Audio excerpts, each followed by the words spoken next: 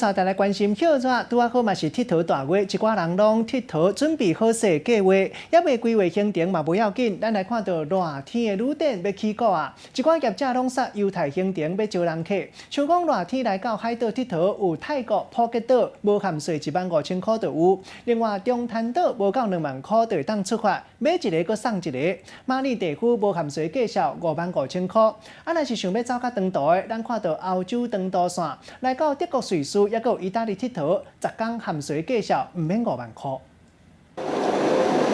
坐火车去瑞士的马特芳芳欣赏开阔美景，后来若是要去德国、瑞士佚佗，会当把握热天旅店的促销，10天的重点行程，包括法兰克福、苏黎世这所在，加税唔免5万块。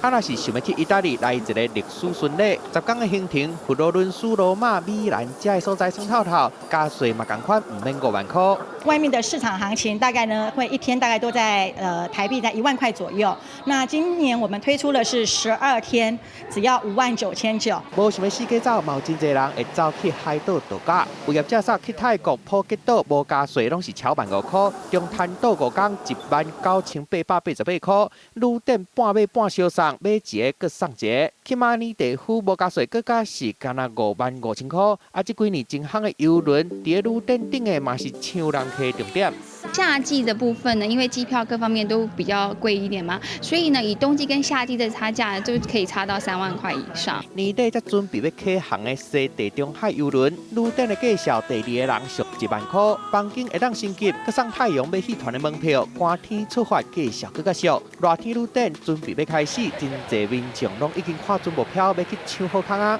不过真侪优惠出发的日子拢有限制，无一定会当后来时阵用。民众咧买进前就要看好斟酌。记者综合报道。